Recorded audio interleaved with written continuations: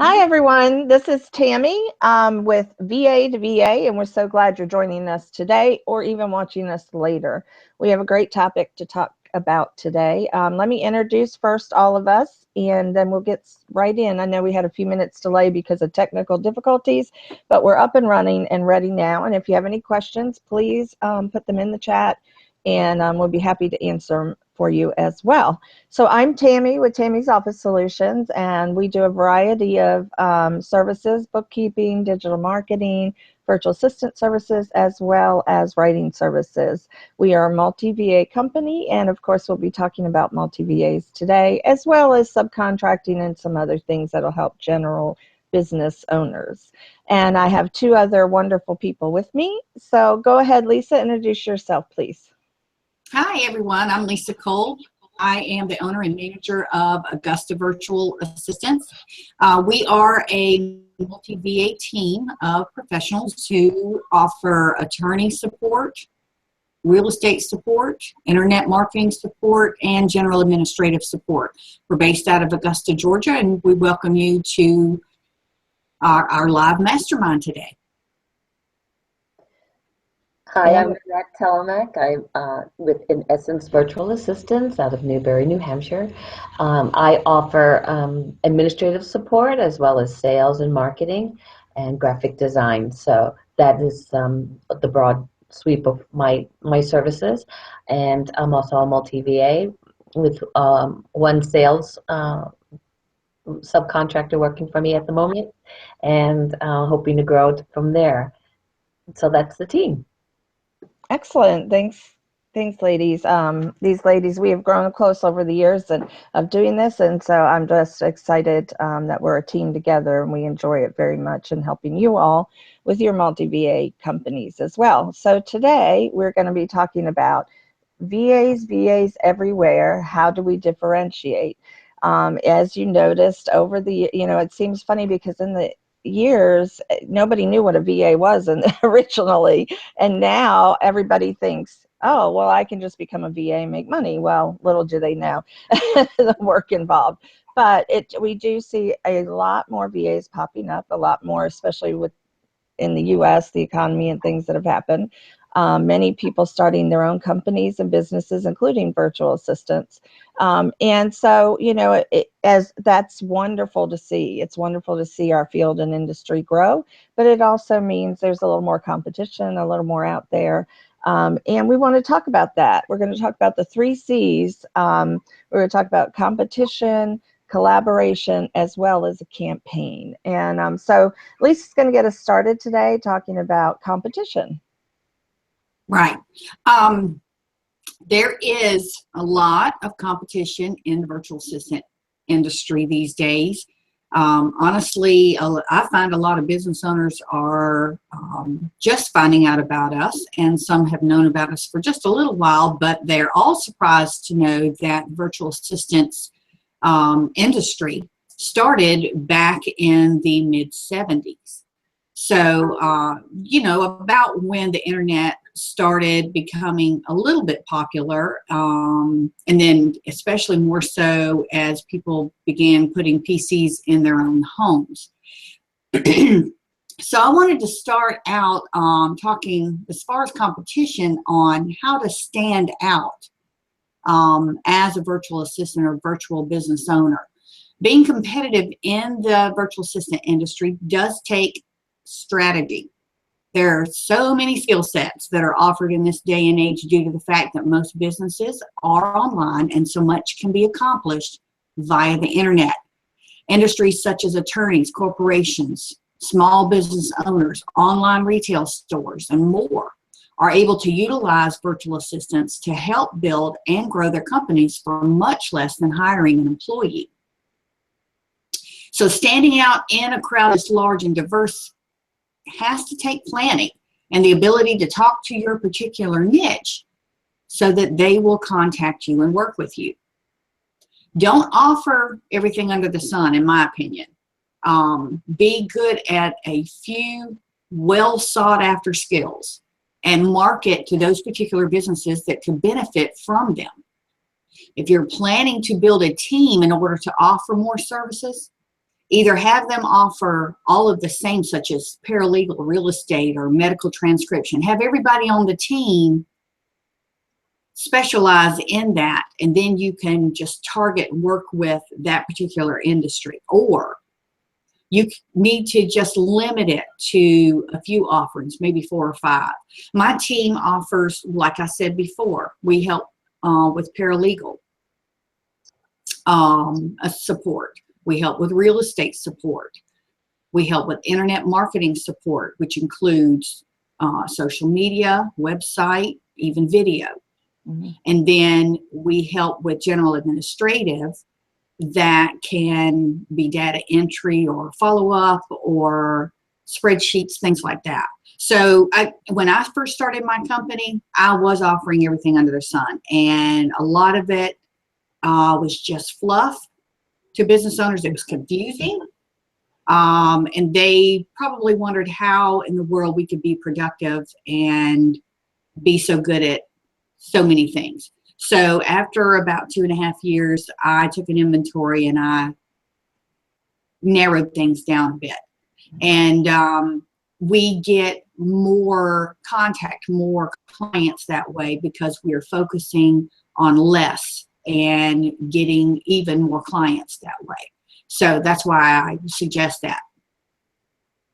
Next, how do you label yourself in an industry that works, that is so diverse? There are so many virtual assistants out there these days. So how does a virtual assistant that's either been in the business for a little while or is just starting out label themselves? Decide what type or types of support you want to focus on, and either have the experience that gives you that ability or get the training you need in order to offer it.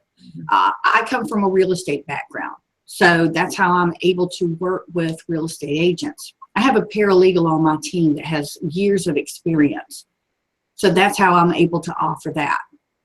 Same thing with my internet marketing, same thing with the administrative. My team specializes in those fields. So in order to offer that as a skill set, please get the training that you need in order to be efficient and valuable at doing it. And after you get either of those, research how to market that skill and gear your website, your social media platforms, your print advertising, and even your sales pitch to mirror what you are offering. To network yourself as a virtual assistant, that has certain skill sets. And people are going to ask you all the time, well, what is a virtual assistant? What do you do? You have to have that short 2-3 sentence sales pitch to explain, instead of going off on a tangent that's going to wind up making them confused. I'll get it out in a minute. Making them confused as to what exactly it is that you do. For example, if you're wanting to offer Infusionsoft to speakers and coaches, then label yourself as an Infusionsoft expert by getting certified. They have courses that help you get to the point where you can say you are a certified Infusionsoft collaborator. So then you have your advertising outlets show that. That's just a couple of ways to label yourself. Know what your niche is, get the skill sets and the experience that you need for those skill sets, and then market yourself for those. Now, how do you stand the test of time? VAs have been around, like I said, since the mid-70s. More and more are coming on board. Some have the longevity of years of experience in the business, and some don't make it very long. Virtual professionals are everywhere and want to become successful at that business. So creating and maintaining a successful VA business, it isn't easy and it isn't fast. I've had my business for 5.5 years, and I've thought about folding it up several times. I'll be honest with you. You need to be passionate and dedicated when becoming any sort of business owner, and becoming one that works from home can be even more challenging because you can find yourself feeling isolated. You don't have a workspace environment with, others around you. It's not like a regular office environment with others, walking in and out of the door, up and down the hallways and things like that. So you can feel kind of isolated at times. It's where you may second guess your decision. For example, when first starting out, you'll find that it's time consuming and even daunting just to find your first client. Even after you contract them, they may leave you for one reason or another.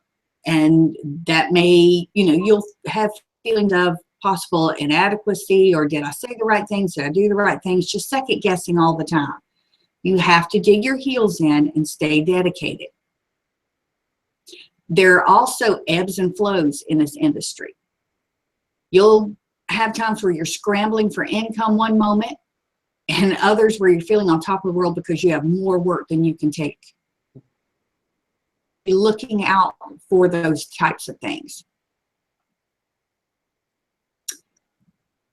It may be challenging to find a support system within your family and friends that take you seriously as an entrepreneur just because you have a home office.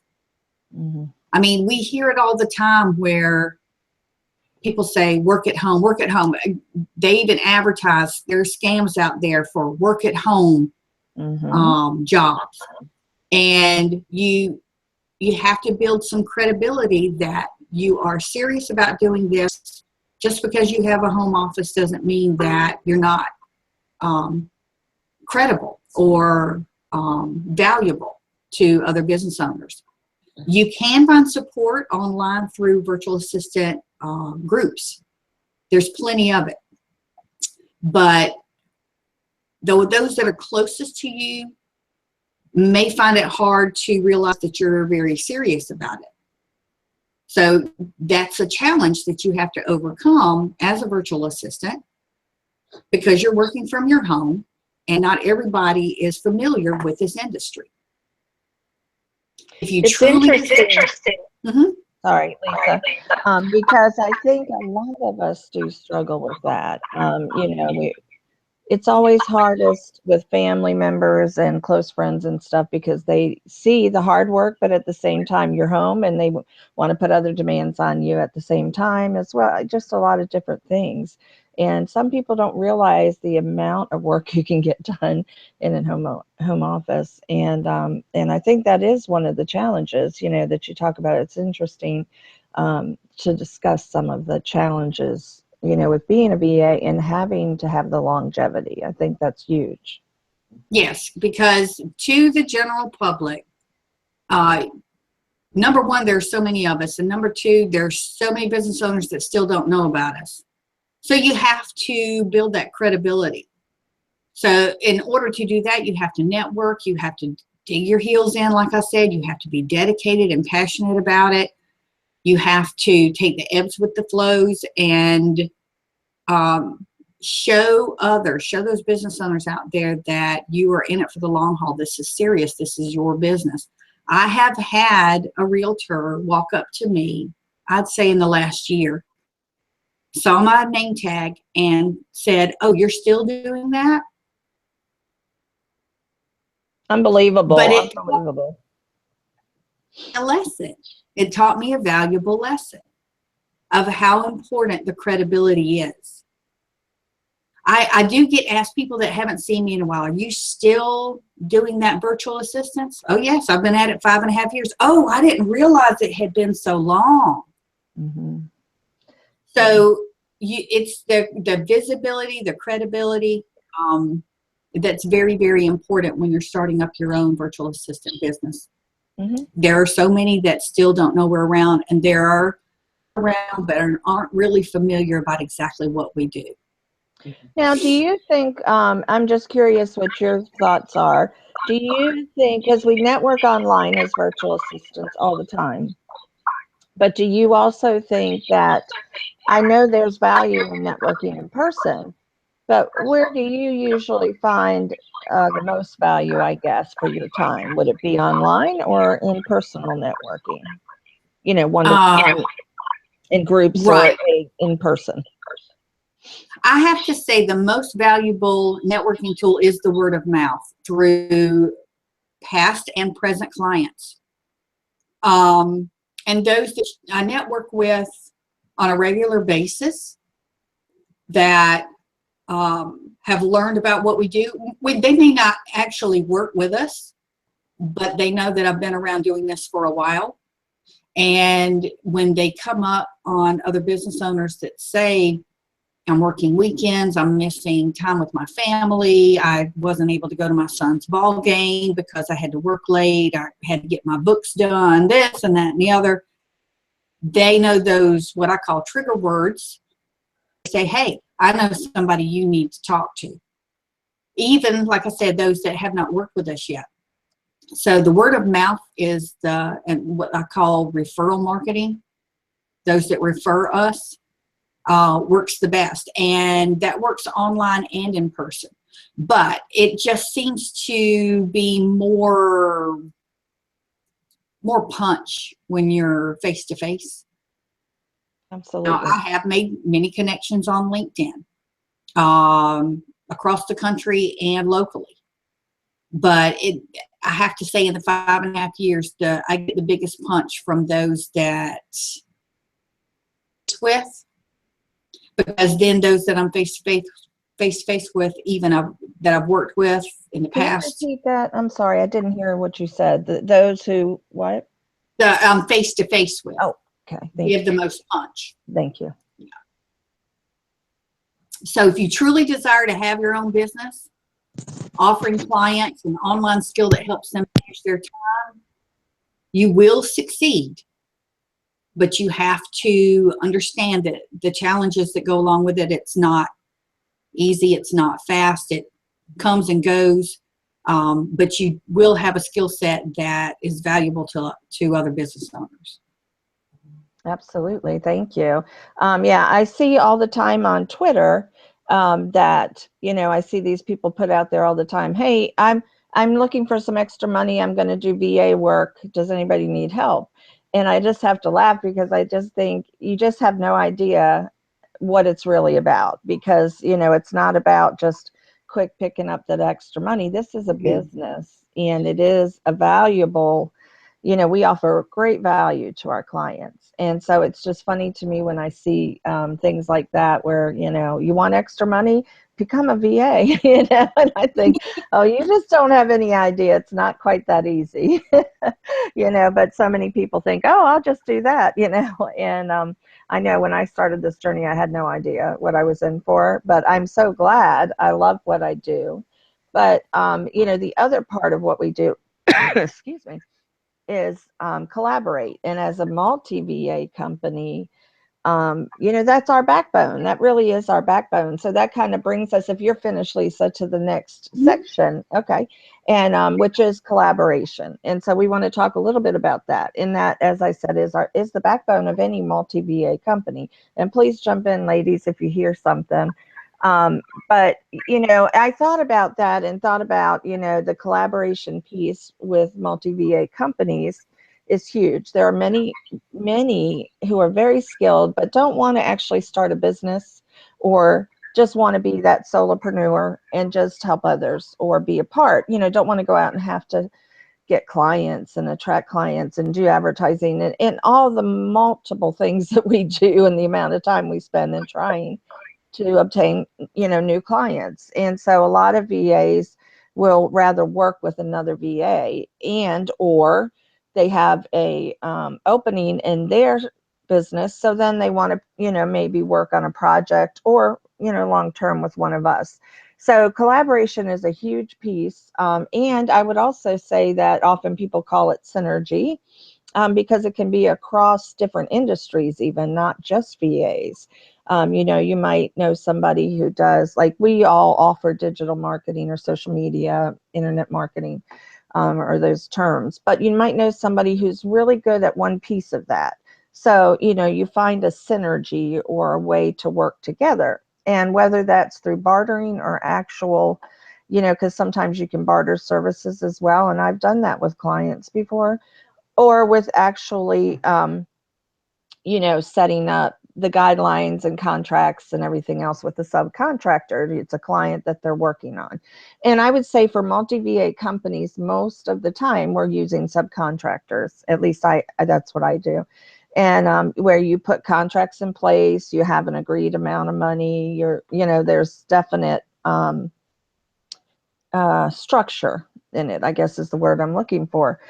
Sometimes that can be just for a project, and it can be just one lump sum, and you're giving them a percentage of what the client's paying you.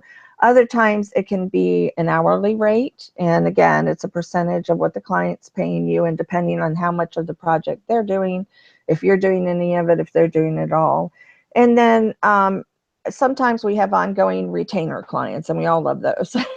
And so then that's also, they usually have a percentage of that as well.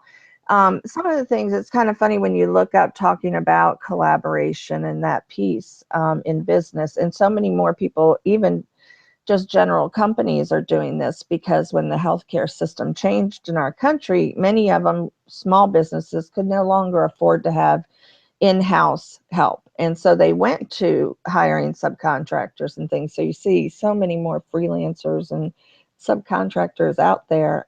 So there's a multitude to choose from. But when I went online and did some research about it too, I found this interesting article on WikiHow. Sorry, my little pup is getting noisy. Anyway, but it talked about several steps and different things that have to take place when you collaborate. And, one of those is, of course, an exact goal and timeline. So if it is a project, you want to make sure that you have specifics, that you all know the expectations and what their capabilities are and what their skills are. You want it to be a good fit for your team, because they're going to be working with you, but sometimes they're also going to be working with other pieces of your team. And you want to make sure that they're a good fit for you and for your client, as well as maybe the team if that piece is involved. Another thing that they said was, the need to delegate tasks. And for me, I know, Lisa, you do it a little differently. You kind of hand off the client to your contractors. And I'm more like a project manager at this point anyway. And I'm the face of the company, and I deal with the client solely. And then I have my team work on pieces or the whole project, but I deal with the client in regard to any kind of information and things like that, which in some ways is good, in some ways is bad. There's components of both. For me, that works right now. But you also want to allow participation and discussion in any part of your team. I know, Lisa, you even have team meetings and things like that. And it's an integral part of that, especially if they're going to be an ongoing collaboration with you. They need to be able to trust, and you need to trust them, and they need to be able to feel that they're valued, and that whatever they feedback they might give you, or ideas, whatever it is, that you hear them. Even if you don't implement them, it is so important that they believe that you hear them, because that's a huge part. And then that kind of goes into the communication factor. There's so many ways to communicate, and because we do a lot online, there's so many different project management systems and things like that, where you can collaborate very easily, or even putting documents in Dropbox or Google Drive, OneDrive, all of the others out there. But you have to have those components and systems in place, so that when you do bring on that contractor, it's simple and easy and it's done. It's not like, well, wait a minute, I got to do this piece and that piece and everything else. If you have systems in place already, that really does help. I know if it's the first time you're setting up, you might be just setting up your multi-VA company or whatever business it is. And so you may not have those systems in place, but make sure whoever you do bring on can either help with that, or at least be a part of the process, because that will make a difference moving forward as well. And then you just want to be sure that you hold them accountable also. So, you want to be able to sometimes see the work if they're directly handing it off to the client. In my case, I usually do see it before the client gets it. but just make sure that they're accountable, or if the client has trouble with it, that they can come to you and talk to you about it. So you want to make sure that they're accountable and that they take constructive criticism well. It doesn't have to be mean or ugly, but if you have some constructive suggestions, you know, they have to also not get defensive and be ready and willing to accept that. That's a hard skill to acquire. I know it took me a long time to be able to hear those things sometimes, but they are the best things that you can hear often too, because it helps you transition sometimes your whole company, depending on what it is. So they have to be able to be willing to take that constructive criticism. And then one of the other things that this particular article said, talked about, don't burn bridges. So even though it might not have worked out in this project, you know, still stay on good terms, because you might need them for another project, you know. And then there was also an interesting article in Inc., which I love, in Inc. magazine, INC. Um, but they, you know, we're talking about, as we talked about, choosing carefully. They said, like, remove politeness. You just have to be honest and real with one another. You have to be able to trust each other. And then, you know, again, communication, but also the systems in place, as well as one of the things they discussed too that we often don't think about until it's needed is being able to give permissions and requirements. So say they need passwords and all of those things. So you have to have a system in place, whether they can get into your LastPass or whatever it is, but you have to have some safety in place for them to be able to also be able to work on those things. So sometimes we don't think about it until it's absolutely needed, and then you're, you know, what do I do? And then respecting one another. You know, it's very important that you respect one another and give feedback to one another, because if you respect them, they're going to respect you, and the communication is going to show that factor. And then one of the last things that Inc. said, and I thought was very real and true. Thank you. Sorry, my daughter just bought me coffee, Starbucks. Thank you so much. That'll give me a little boost today. But they said broadcast recognition. And I know I started to do this with some of my team members. Like, I would definitely tell the whole team, you know, and I welcome them when they come in and stuff like that. But I even started going to my Facebook page and saying, you know, welcome to this member of my team, or if they did something extraordinary, I would put it on there with their picture, you know, things like that. It really can make a huge difference in the way they feel about you and the way you feel about them. And, you know, it just really can make, even though, you know, we talk about office politics, there's still such a thing in virtual work. And so you still need to make that collaboration something that's integral and just easy flowing. And you'll know if it's a good fit too, and they will as well. So those are just some of the things that I came up with. And also remember, you can, you know, when a lot of people say, well, where do I find somebody to collaborate with? There's so many out there, but Lisa brought up too the forums and the different places. So I would say too, we have VAC, which is VA Classroom, has directories on it that you can go on and look for people. Virtual Assistantville has a directory you can go on to look for virtual assistants. Also, even just like, also the IVAA, the International Virtual Assistant, they also have a directory. And you can go on Freelancer and some of those. I don't know about Fiverr. I've used them for other things, but not for a collaboration project. I've used them for a few different just short type things that I needed for my company. I don't know if any of you guys have used that or not, but usually you have Yeah, for myself. for your And company. Mm-hmm. for my company, from a client, I did reach out to someone from Freelancer, and they were really helpful because Oh, good. I needed someone with coding background, something Oh, that I have, and right. it turned out that I kept them as a in my network, in my contacts. Oh, So excellent. now and then, how are you doing, whatever, because when you find someone that good, you want to make sure that you can keep them. Absolutely. Yeah. So, you know, all of these places are just important, and also factors in, you know, the other thing that we didn't talk about much today, but is a huge thing too, is the international and the outsourcing overseas. And there's different thought processes on that. Some companies and clients will only want American and want in the country. Others are open to having people from, you know, Philippines or India or the many places that offer that now, even China, I think. So it just depends on, you know, what your company is going to decide to do in that and what your clients dictate sometimes as well. So I think that's an important factor also. So, you know, and I think sometimes too, we reach out to one another and say, hey, do you know anybody that could do this for me, or that, you know, is a good team, you know, a good person on a team, because I really need this, you know. And so just talking among ourselves, like in the forums and things, can make a world of difference, because, you know, that's the person maybe that you're going to end up hiring, you know. So, and that's basically what I had about collaboration. And I think it's a huge piece for multi VA companies.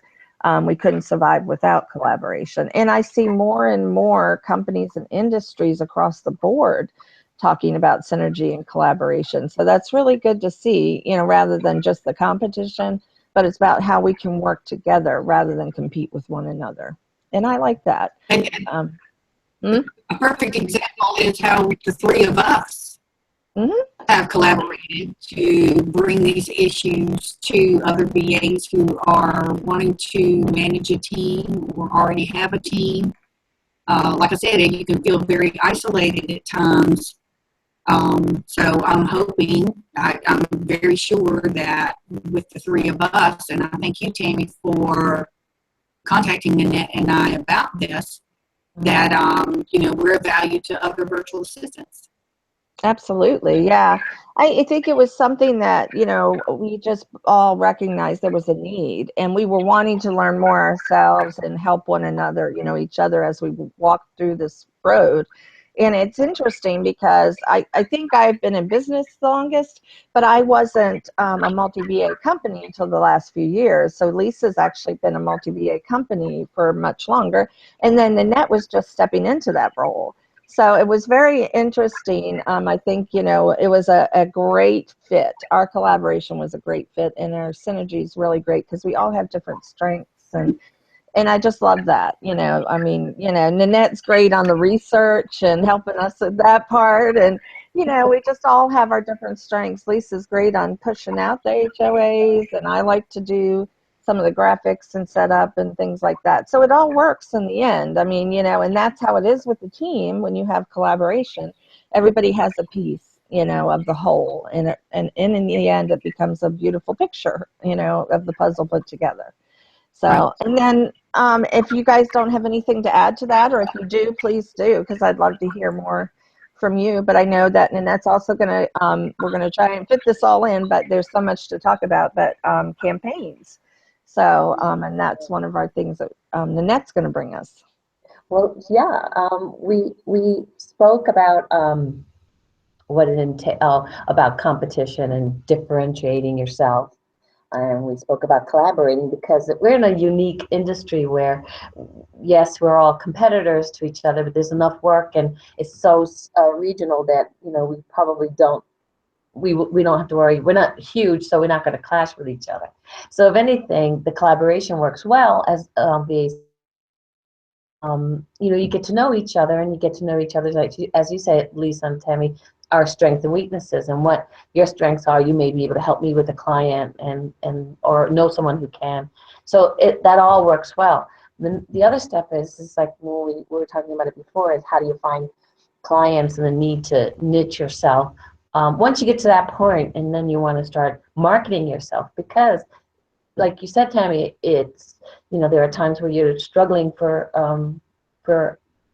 customers, and then there are times where you have more work than you need, and you have to manage that. But how do you, if you're, you know, trying to reach out to clients after you've defined who your target market is, how do you do that? And I think that one of the best ways is an email campaign.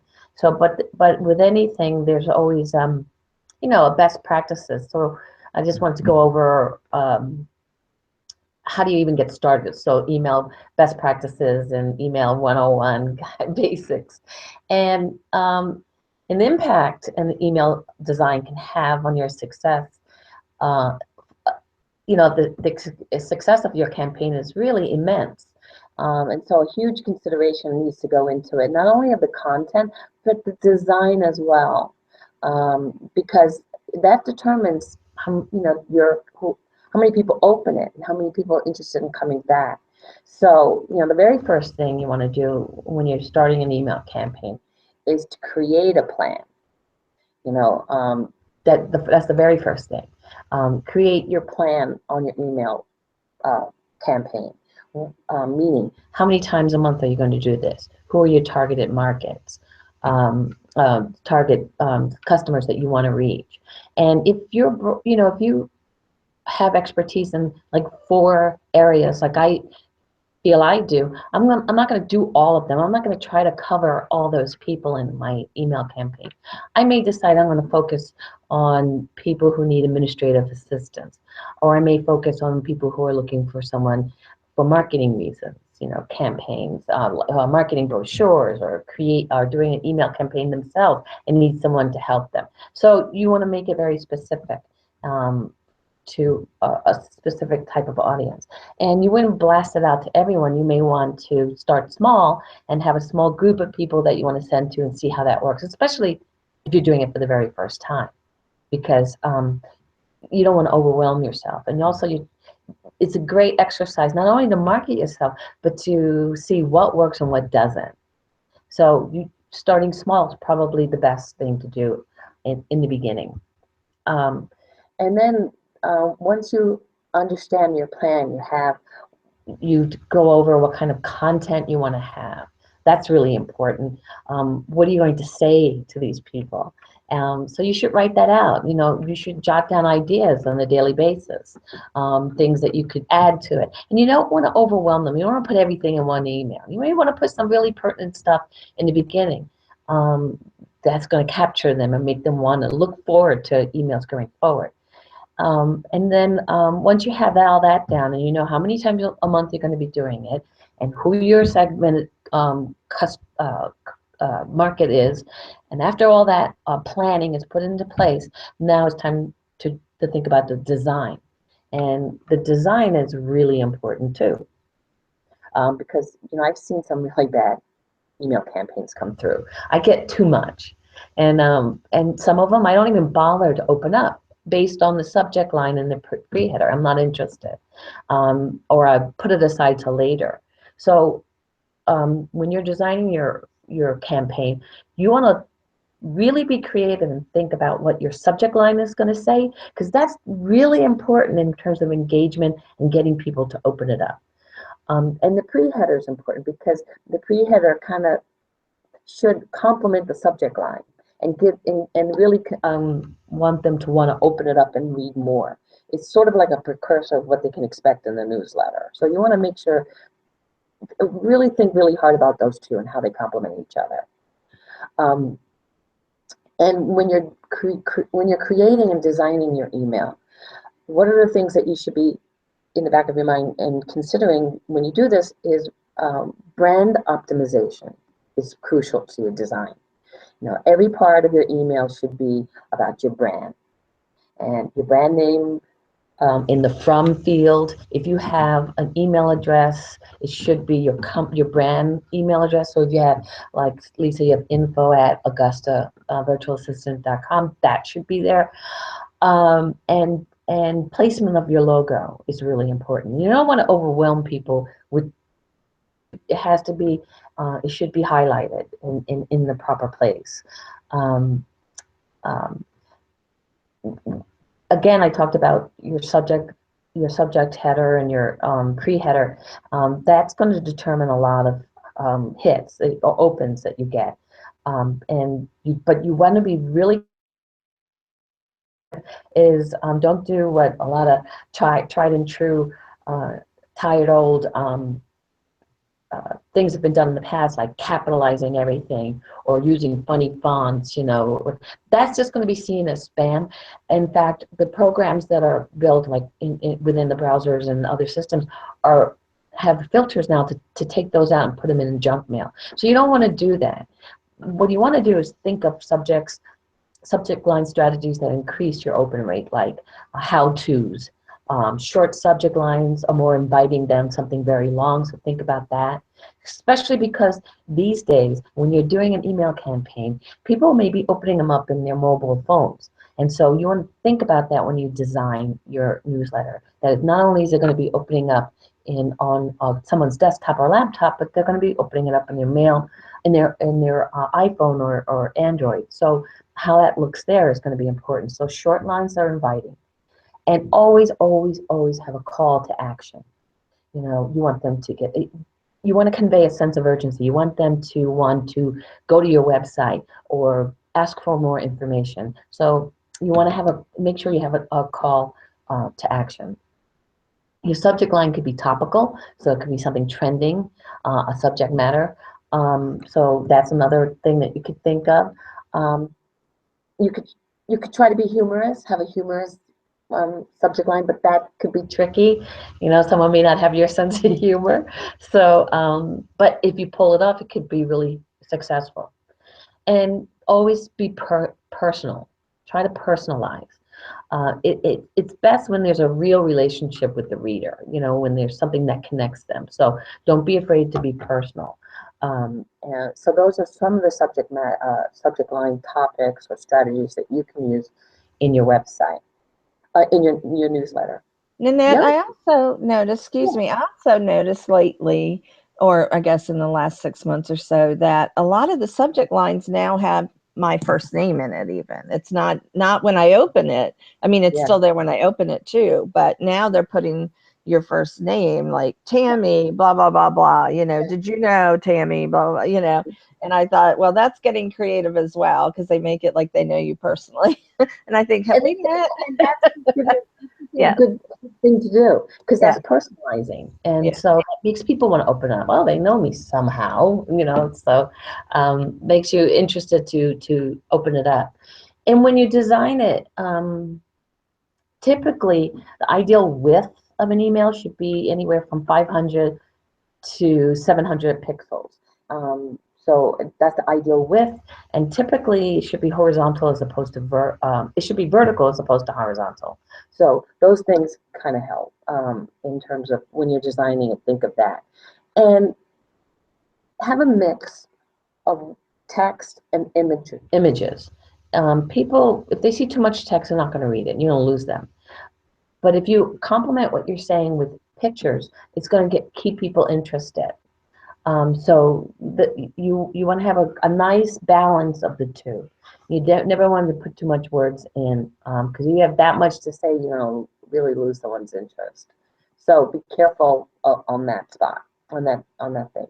And then think about your email delivery on considerations like a lot of people make mistakes on that where they think somebody wants to hear from them. So who are you going to send that to? Are you going to just do a cold blast or what?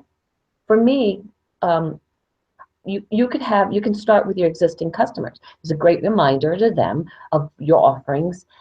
They may be, you know, branching out themselves or growing, and there's an area of expertise you have that they didn't even realize. So tapping into them and reminding them of the breadth of your experiences and your team's experience is a good thing to do.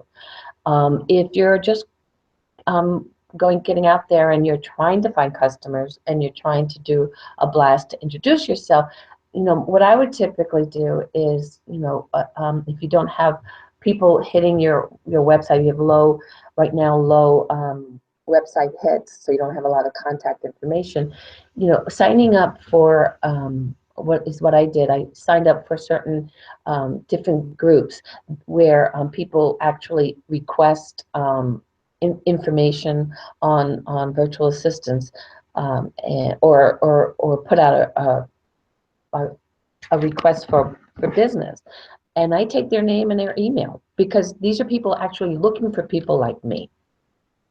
And I may not respond to them because I may feel like I don't want that job right now or because of my bandwidth or whatever, but I collecting all the time because these are people looking for virtual assistants. So I don't feel that I'm spamming them. these are people who looked for me before, so they would have an interest in my business if I choose to use them as in an email campaign, and I will, with the option to opt out if they don't want to ever hear from me again. So, you know, they'll get one, and with, you know, and I, so what I do is that if I do decide, I look at what they've asked for in the past. Do I have that ability to help them in the future? Maybe who they wound up hiring didn't work out for them, or that was a one-time deal, and but they need someone again. It's a good opportunity for me to introduce myself, give them some topical content, something of interest to them, how about a new product or a new application that maybe they use, something that's going to be useful to them, and top ended with, you know, my availability if they find they have any needs. And then they can unsubscribe if they wish. So that's a good way to get started. And I know that that's hard for a lot of people who are building their business and thinking, what can I do to find more customers, and where would I even start, and where would I even go? Those are the things that you would, sort of the basics of starting an email campaign. And then you can see what works, who opened it up, who was interested, because you'll get that information, and you can, and you should pay attention to that. Is there different times? If you didn't get a good response the first time, maybe trying it at a different time, in the early mornings, late at nights, maybe in a weekend, which is when people have downtime and may open up your emails than in the busy weeks when they just don't have time. And see what makes, you can see where they click onto. I would have, if I have a story that I'm telling, or short little, areas of information, there should be links that lead to different parts of your website, so you can see if that's causing people to go to your website because they are interested in that particular area of topic that you were talking about. So these are things to help you to know what's working and what isn't. So basically, that's the great way to get started, and without getting into too much minutia about an Right. email thing. Now, what do you recommend? Because there's so many different softwares and programs out there you can use. So what are some of the recommendations you would suggest? There are so many. I mean, everybody knows MailChimp. Everybody knows Constant Contact. Everybody knows Aweber. There's so many out there. If you're gonna, what I would look for is the ones that aren't so expensive. Some of them are real. I think all of them are pretty good. I've worked with all of them for my clients. Some of them use MailChimp. Some of them used Constant Contact. Some of them, I use Aweber. What you want to do is, you could use their templates and then customize their templates for your use, but try to find ones that allow you to use, especially if you're starting out small, that there are some that allow either free use or are not so terribly expensive in the beginning. Constant Contact is great. A little on the steep side, they may have set criteria, each of them, on how many you could do for a small price, or some of them are free at a certain amount. So when you look at them, budget based on what you have to spend. If you have any marketing dollars, if you don't, if it's free, then look at some that allow maybe you to do a small group segment for free, using their templates. Some of them do that. I think I want to say that that's MailChimp, but I don't know if that's changed. I remember doing a couple of things for free there. Email But those you can have up to a certain amount of emails, I think. Like, so once you get past 500, 1,000 or something like that, then you begin to pay for it, I think. Right. And I don't think any of us are at the stage where we have 5,000 or 500, 5,000 people to send to. So, you may want to start there. But take the time to really read their how-tos, because they give really good instructions, all of them. They have templates. They tell you, they also can tell you the best times to send an email based on their research, because they do their own research of what works and what doesn't. So why not follow them? So that's a good way to get your feet wet. Excellent. Gosh, we had a lot of information today, didn't we? Yeah. We really did. And I hope it's been helpful to everybody because, we really do try to make it engaging and helpful for you. We also want to hear what your suggestions are. So always please write a little comment or something if there's something in particular that you all are looking for or struggling with right now in your multi-VA companies or just in your company in general, because we all have we're in different places in our companies, and just owning a business has its own challenges, and so we're always open to talking to people about that. And we've learned so much along the journey. I think all of us would say that in different aspects, and we're grateful for the journey too. At least I know I am, and I'm sure you ladies are as well. But we just wanted to bring to you today all the different things that can go on. One of the things we discussed too was maybe having a more in-depth marketing discussion with you all in more detail. This was, a bit of an overview of, the 3 C's, the competition, collaboration, and campaign, and some of the things that you can do to stand out and collaborate, as well as an email campaign and to get you started. So there's so many other factors that are involved in marketing as well, to help you stand out. And we're hoping to do that sometime soon. If that's something you'd like to see, please let us know. And if there's anything else as well. But I think we brought you a lot of information today. Ladies, do you have any other things, suggestions or comments for our audience? No, not really. You, Lisa? No, I think it was a really, really good discussion. I think the more we do this, the better we get at it, and the more value we are offering out to other virtual assistants. We're just hoping that you follow along with us every month as we come to you with